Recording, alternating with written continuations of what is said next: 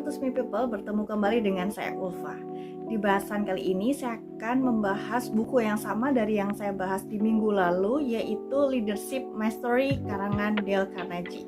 Di bahasan kedua ini, insight yang saya dapatkan yaitu mengenai dua tipe kepemimpinan. Pertama adalah tipe inspirasional dan yang kedua adalah tipe organisatoris. Pemimpin inspirasional mampu membuat orang lain mengikuti mereka. Dia orang yang memiliki visi yang besar, kreatif, kemampuan untuk menciptakan, mengkomunikasikan, dan mengejar impian. Mereka dapat melihat dengan jelas gambaran masa depan di benaknya. Dan para pemimpin inspirasional juga tidak hanya mampu membuat impian mereka terlihat nyata, tapi juga mampu merangkul orang lain dalam mengejar impian yang sama, hanya melalui semangat yang ditularkan oleh kepribadian mereka yang karismatik. Selain itu, mereka juga dapat mengambil sesuatu yang dianggap penting dan membuat orang lain menganggap hal yang sama. Namun mereka tidak tertarik pada sesuatu yang menjadi prioritas orang lain. Mereka tidak mengkhawatirkan pendapat orang lain. Contoh, salah satu pemimpin inspirasional yaitu Bill Gates yang merupakan pendiri Microsoft.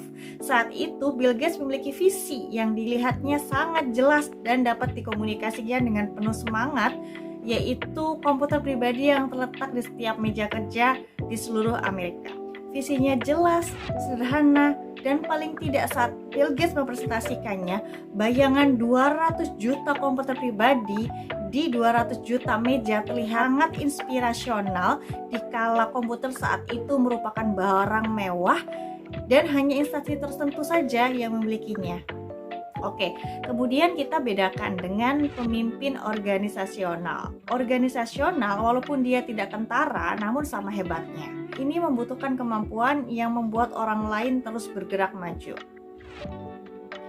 Pemimpin sejatinya adalah pelayan dan bahwa pemimpin organisasional terbaik harus menjadi pengikut yang baik.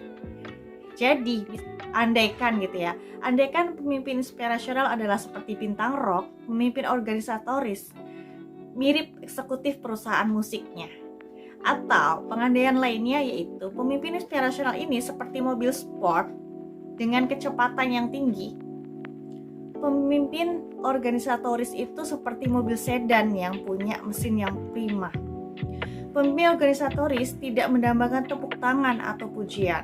Ia juga bahkan sangat kuat untuk menghadapi guncangan di jalan dan bisa mencapai jarak jauh hanya dengan 1 liter bensin.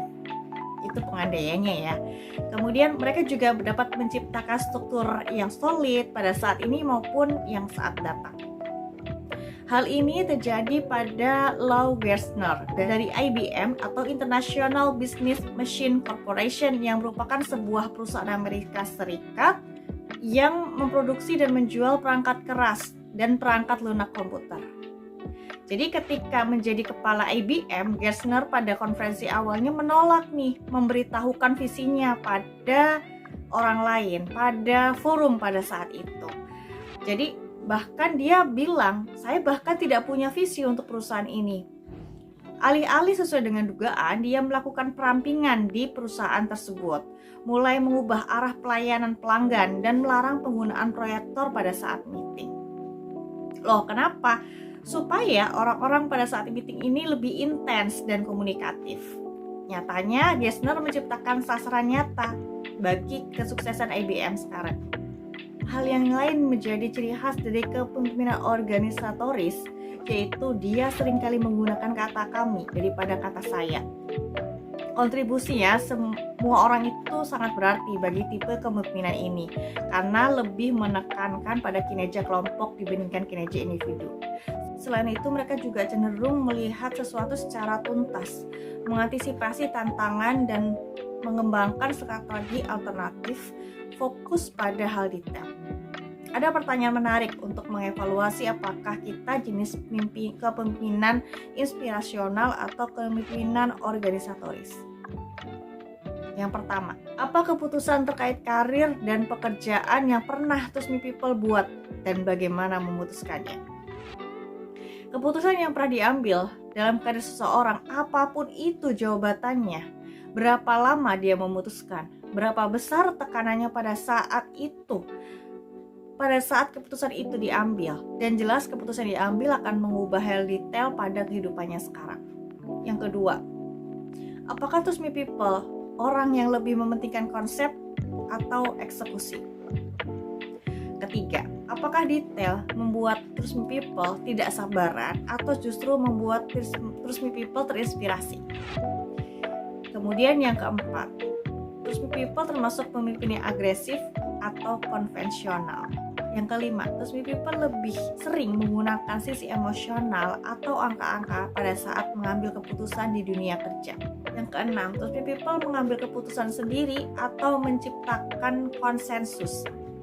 Apabila Trust Me People lebih banyak pernyataan di nomor 1, berarti Trust Me People termasuk tipe inspirasional. Dan apabila keputusannya itu dan apabila jawabannya lebih banyak mengambil keputusan dari pernyataan yang kedua, berarti tipe kepemimpinan Trust Me People adalah organisatoris. Oke, jadi sudah tahu ya bedanya dua tipe tersebut, inspirasional dan organisatoris. Sampai jumpa di video berikutnya. Terima kasih sudah menonton video ini. Dadah.